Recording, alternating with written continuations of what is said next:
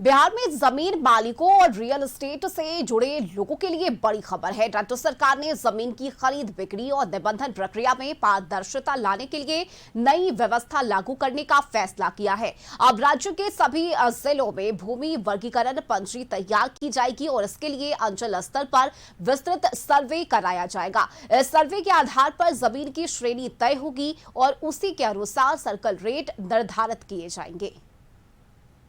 बिहार में जमीन की खरीद बिक्री और रजिस्ट्री प्रक्रिया को पारदर्शी बनाने के लिए अब बिहार सरकार ने एक बड़ा फैसला लिया है।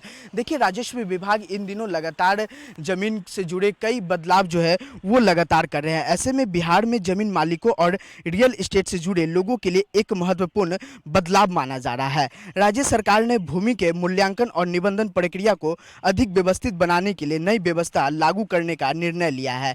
अब राज्य सरकार ने सभी जिलों के अंचल स्तर पर विस्तृत सर्वे कराया जाएगा। इस सर्वे के आधार पर भूमि वर्गीकरण पंजी तैयार होगी, जिससे जमीन की प्राकृतिक और उपयोग के अनुसार उसकी श्रेणी निर्धारित की जाएगी। इसी वर्गीकरण के आधार पर सर्किल रेट जो है वो तय किया जाएगा। देखिए, नई व्यवस्था के तहत हर 3 वर्ष पर भूमि वर्गीकरण पंजी की समीक्षा भी की जाएगी। यदि किसी क्षेत्र में विकास कार्य का और शहरीकरण के कारण जमीन का उपयोग और में बदलाव होता है तो उसकी जो श्रेणी है उसमें भी बदलाव की जा सकेगी और सर्किल रेट में भी संशोधन किया जाएगा। ऐसे में सरकार ने जमीन को शहरीकरण और ग्रामीण, मेट्रोपोली और पेरीफेल यानी शहर से जो सटे क्षेत्र है उसका विभाजित किया जाएगा और ग्रामीण क्षेत्रों से में 7 और शहरी क्षेत्रों में 6 श्रेणी निर्धारित की गई है। वही पटना मेट्रोपॉलिटन क्षेत्र के लिए अलग व्यवस्था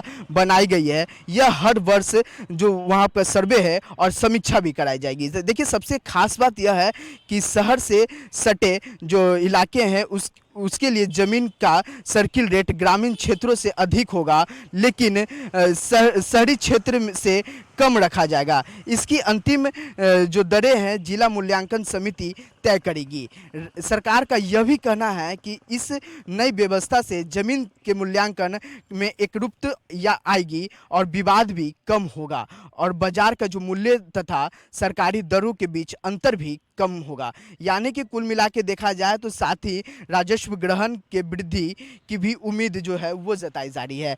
ऐसे में मूल्यांकन जो बताया जाता था, जिस तरह से अगर ज़मीन मालिक जो है सर्किल रेट कम होता था और जो ज़मीन खरीदने जाते थे उसमें बिचौलिए के कारण जो है उस ज़मीन का रेट जो है वो ज़्यादा होता था। ऐसे में यह सरकार का फैसला जो है काफ़ी सराहनीय फैसला माना जा रहा है। अंकित कुमार, कशिश न्यूज़, पटना।